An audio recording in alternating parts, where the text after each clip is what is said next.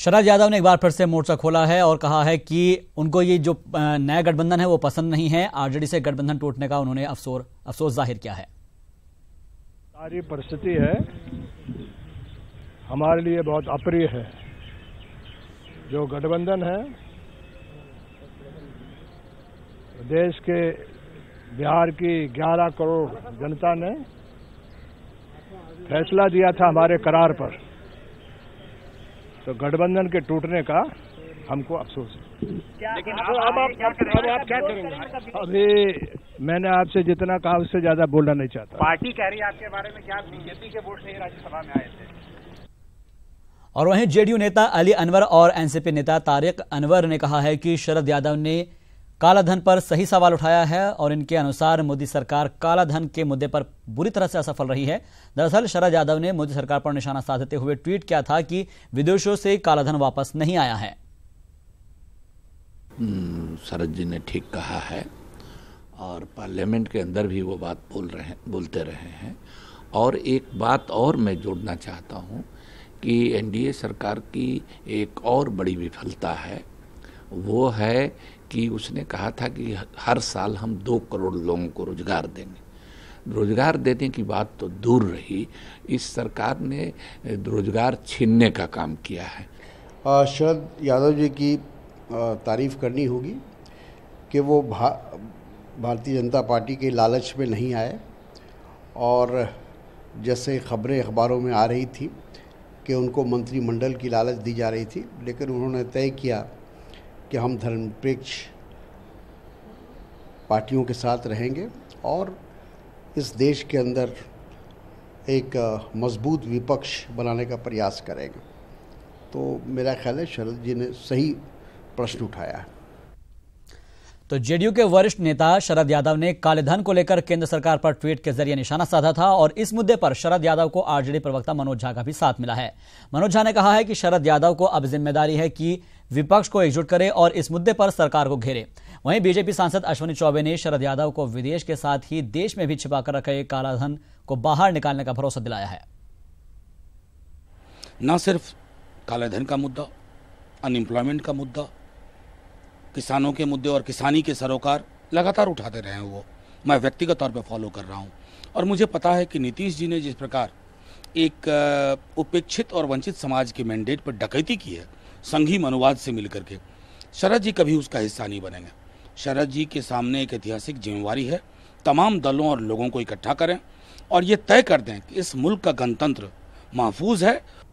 माननीय नरेंद्र भाई मोदी भारत के एक लोकप्रिय प्रधानमंत्री हैं और जब उन्होंने काला धन पर हमला किया है तो स्वदेश का भी काला धन वापस आएगा और विदेश का भी काला धन वापस आएगा।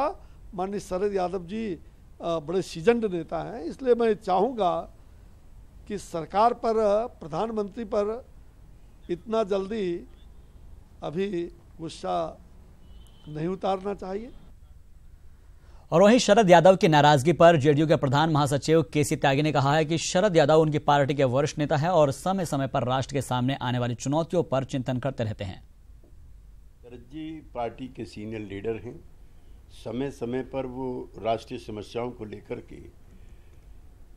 अपने विचार व्यक्त करते रहते हैं, ये उसी की कड़ी है। वैशाली में जिला प्रशासन ने बालू माफियाओं के खिलाफ बड़ा अभियान शुरू किया है। गंगा किनारे कई घाटों पर प्रशासन ने बालू माफियाओं के खिलाफ कार्रवाई शुरू कर दी है। पुलिस कार्रवाई के बाद बालू से लदे हुए कई नाव गंगा नदी में भाग निकले हैं और पुलिस प्रशासन के साथ ही खनन विभाग के अधिकारियों ने घाटों पर यह कार्रवाई की है। अभियान के दौरान दर्जनों लोगों को पुलिस ने हिरासत में लिया है और साथ ही कई नावों को जब्त भी किया है।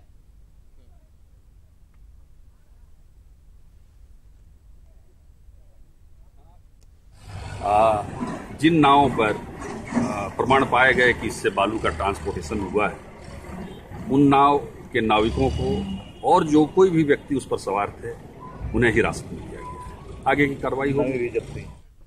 राष्ट्रपति रामनाथ कोविंद के पशु प्रेम की झलक बेगूसराय में देखने को मिल रही है। दरअसल बिहार के राज्यपाल पद से देश के सर्वोच्च संवैधानिक पद तक पहुंचने के बाद उन्होंने अपनी पालतू गाय तेघड़ा के गौशाला को दान कर दी है। एक रिपोर्ट।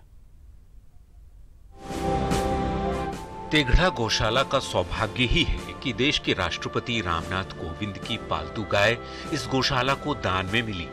राज्यपाल रहते इस खास नस्ल की गाय को रामनाथ कोविंद ने बड़े ही जतन से अपने बेड़े में पाल रखा था, पर जब रामनाथ कोविंद का चयन देश के राष्ट्रपति पद के लिए किया गया तो वे अपनी गाय की सुरक्षा को लेकर चिंतित हो उठे। काफी छानबीन के बाद उन्होंने अपनी गाय और बछड़े को बेगूसराय के तेघड़ा गौशाला में रखने की सोची और फिर उनका दान कर दिया। और तेघड़ा गौशाला के अध्यक्ष होने के नाते मेरे लिए बहुत गौरव की बात है कि निवर्तमान पूर्व राज्यपाल श्री रामनाथ कोविंद के द्वारा जो गाय राजभवन में जो पाली गई थी, जब वो जाने लगे तो उन्हें अपने गाय के संबंध में पूछा कि सबसे अच्छी गौशाला कौन सी है जहाँ मेरी गाय सुख से रहेगी।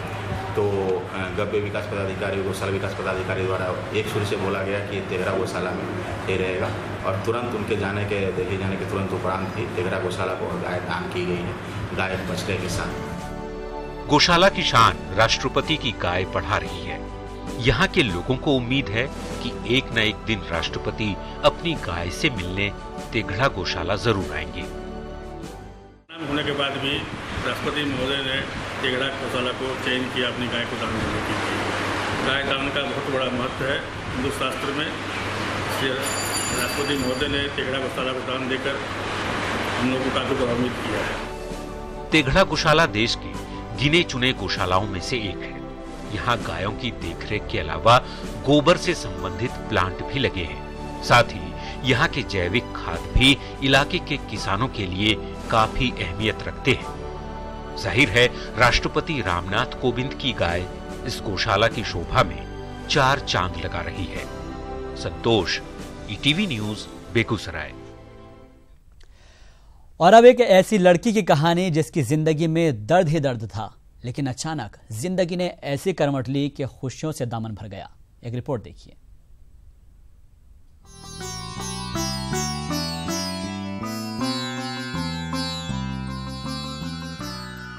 अंजलि की जिंदगी की कहानी फिल्मी है। सौतेली मां की प्रताड़ना से तंग आकर उसका जीना मुहाल हो गया था। छत्तीसगढ़ के बिलासपुर गांव की रहने वाली अंजलि ने जिंदगी खत्म करने का मन बना लिया। वो घर से भाग निकली, लेकिन विधाता को कुछ और ही मंजूर था। ट्रेन में उसकी मुलाकात जमुई के कुछ लोगों से हुई। लोगों ने उसे समझाया, फिर वो पहुंच गई जमुई के बरियारपुर गांव, जहां उसे महिला अल्पावास गृह में रखा गया। इसी दौरान उसकी जिंदगी में खुशियां लेकर आया संजीव सिंह। संजीव सिंह ने उसे अपना हमसफर बनाने का फैसला किया। संजीव और अंजलि जीवन साथी बन गए। परेशान किया जाता था, इसलिए। क्या चीज, क्यों परेशान थी?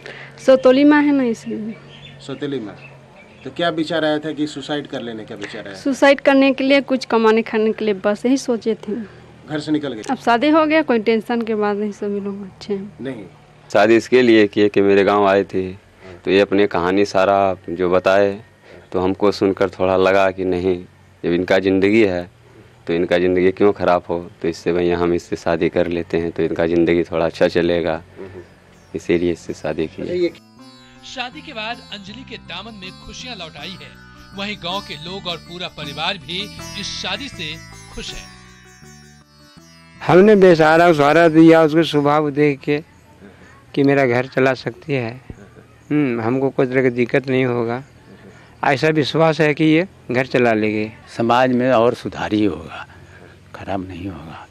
ये सुने हम लोग जैसे कि लड़की वहाँ से आई है अपना जान गंवाने के लिए, ये लड़का तैयार हो गया कि हम उसको रखेंगे, हम बढ़िया से रखेंगे, निभाएंगे।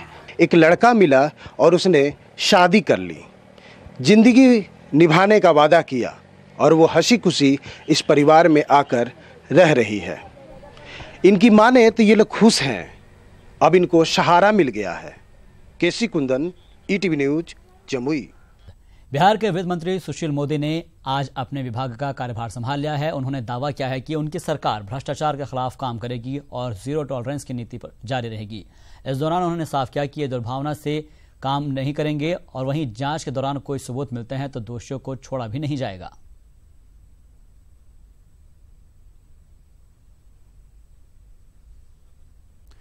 तो आज पदभार ग्रहण कर लिया है सुशील मोदी ने। आपको बता दें कि वित्त मंत्रालय उनको दिया गया है और अपने ऑफिस में आज उन्होंने कार्यभार संभाल लिया है। साथ उन्होंने दावा किया है कि जो सरकार की जीरो टॉलरेंस पॉलिसी है वो अभी भी ऐसे ही जारी रहेगी और किसी भी तरह की दुर्भावना से कोई काम नहीं किया जाएगा। भावना के लिए मंत्रालय में आवश्यकता क्या है? लालू जी तो बिना मंत्रालय के रहते हुए बदले की भावना से काम कर रहे थे। हम कोई बदले की भावना से काम नहीं करेंगे, लेकिन अगर प्रमाण होंगे, तथ्य होंगे तो छोड़ेंगे नहीं किसी को। मैं इतना जरूर विश्वास दिलाऊंगा, लेकिन बदले की भावना से कार्रवाई नहीं होगी। और यही लालू यादव थे जिन्होंने IGIMS के अंदर और मशीन खरीद घोटाले में जबरदस्ती मेरा नाम डालकर मुझे 5 साल तक परेशान करते रहे। तो मैं उस तरह की राजनीति नहीं करता हूँ, बदले की भावना से काम नहीं करता हूँ, लेकिन अगर तथ्य होंगे, प्रमाण होंगे तो फिर किसी को नहीं छोड़ेंगे। बिहार में नई सरकार के गठन के बाद जीतन राम मांझी का बयान आया है। मांझी का कहना है कि अगर हमारी पार्टी को सरकार में शामिल कर लिया जाता तो NDA गठबंधन और भी मजबूत हो जाता और बिहार के विकास में सरकार अच्छे तरीके से चलती।